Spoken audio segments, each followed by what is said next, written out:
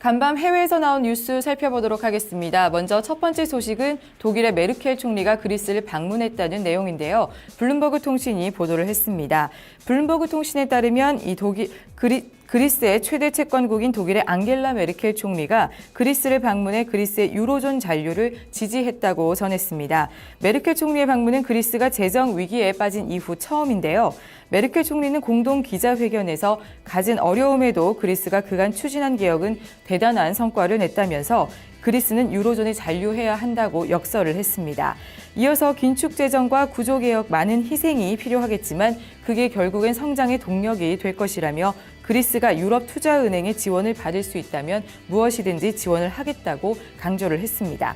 이에 대해서 사마리스 그리스 총리는 그리스의 유로존 잔류를 지지한 메르켈 총리의 발언 덕분에 그리스는 이제 국제적 고립에서 벗어날 기반을 마련했다고 평가를 했습니다. 다음 소식입니다. 유로존에서 이 금융상품 거래세 도입에 합의를 했다는 내용인데요. 로이터 통신이 보도를 했습니다. 확인을 해보면 독일과 프랑스 등 유럽연합의 11개국은 주식과 채권, 파생상품 등 매매에 금융거래세를 부과하기로 합의를 했습니다. 이들 국가는 이날 룩셈부르크에서 열린 EU 재무장관 회의에 앞서서 금융거래세 도입에 원칙적으로 동의를 했는데요. EU 집행위원회는 주식과 채권 거래에는 0.1%, 파생상품 거래에는 0.01%의 세금을 부과하는 방안을 제안했지만 이 세부적인 내용은 추후에 좀 더 구체화하기로 했습니다.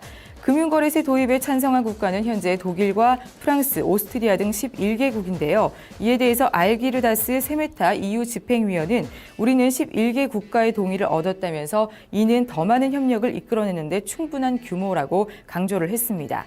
반면 안데르스 보르크 스웨덴 재무장관은 이 금융거래세는 매우 위험한 세금이므로 성장에 부정적인 영향을 줄 것이라고 공식적으로 반대 의사를 표명을 했습니다.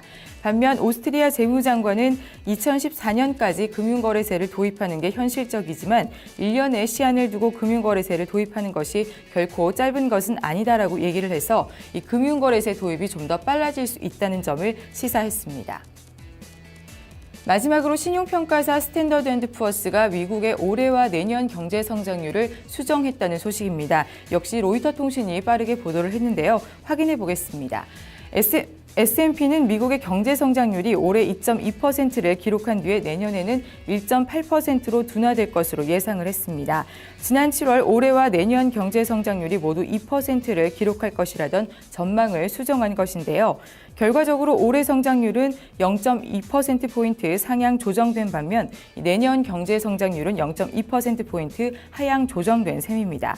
S&P는 공공부문의 인력 감축과 가계가 지출보다 부채를 줄이는 데 초점을 맞추고 있다는 점이 내년 성장률 전망치를 낮춘 주요 요인이라고 설명을 했고요. 또한 공공부문의 고용이 2008년 9월에 비해서 3.2% 줄었다면서 이에 따라서 주정부와 지방정부의 지출이 내년에는 3.2% 감소할 것이라고 밝혔습니다.